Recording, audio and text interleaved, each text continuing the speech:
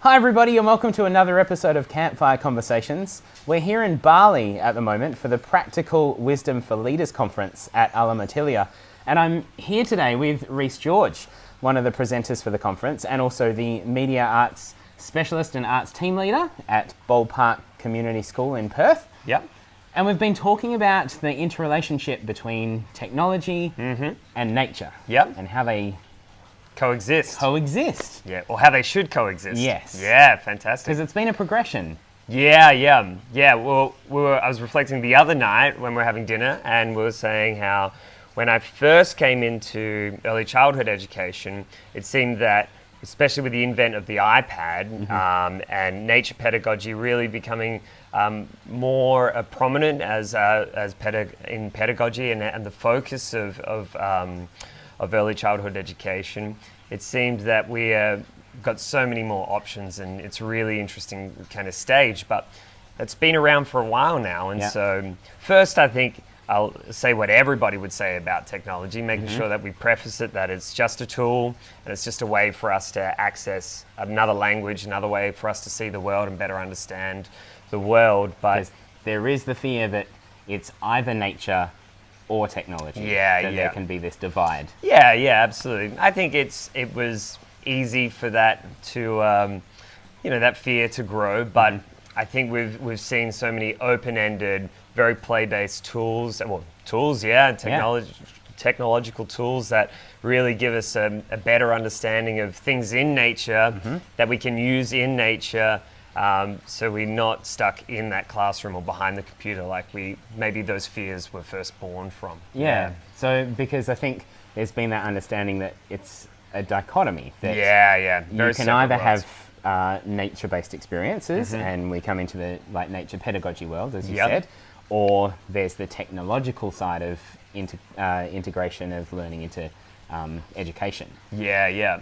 But what we were talking about the other night is, as you said, it's a lens. Yeah. So using it as a tool or a lens and finding that harmony between the two, the two areas of technology and nature. Absolutely. I think, when we're looking at tools, not exclusively the iPad, anything, and I just use that as an example of where I kind of felt that was where had put a real burst into early childhood education, but all education as well as a really great tool. It started to be more tactile. We could start to see possibilities of technology becoming more open-ended, and I think and more mobile especially. But as long as we're always prefacing our outcomes before our tools, so we know why we're choosing technology, that's always going to be there as well, like we would for anything.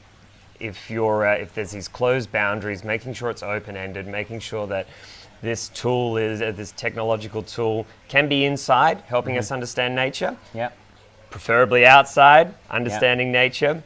But that's an interesting space coming up as well, is that balance, finding that balance. And people who are in situations where getting outside is really difficult, the balance is really tough for them. And the people who do have these wonderful opportunities, to be outside, making sure that they are bringing technology out, so we don't always see this dichotomy continuing as well, that we really embrace the possibilities that are afforded to us with technology.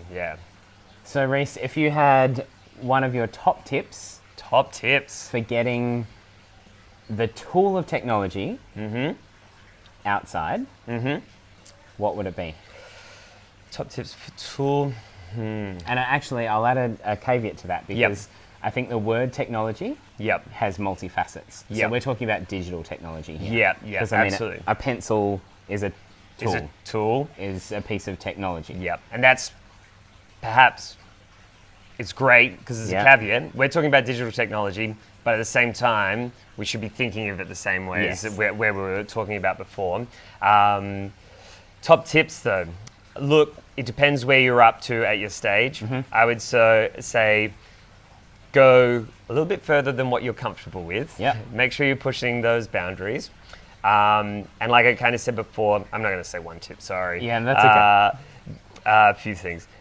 Making sure you're thinking about your outcome and choosing your tool based on your outcome, the possibilities, what you're really hoping to achieve.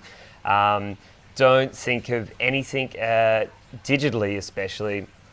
Don't be held back by a screen. I think microphones, these sorts of things help us better put a lens on being where we are. Cameras, which have screens, but where I'm going, it's not, doesn't have to be. I want to make sure it's not just the iPad, not at all. It can be so many different things that we can.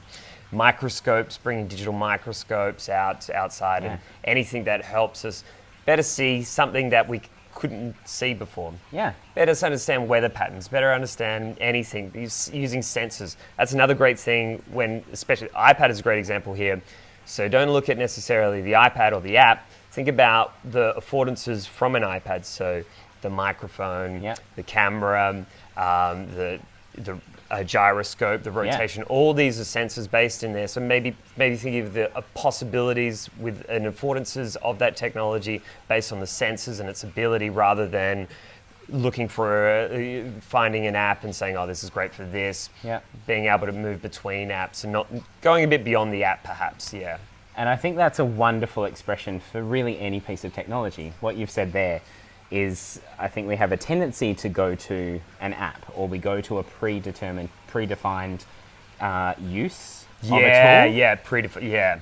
But when we look past that and look at the characteristics of that tool and as you said, the affordances, I love that terminology, to really expand our thinking about the possibilities of tools. That goes with a stick. A stick is not just for cubby building. It's not just for lighting a fire.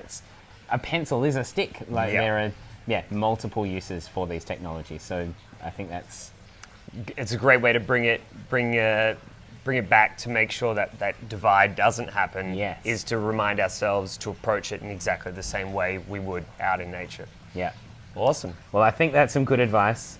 Thanks for joining us for another episode of Campfire Conversations. Thank you from Bali.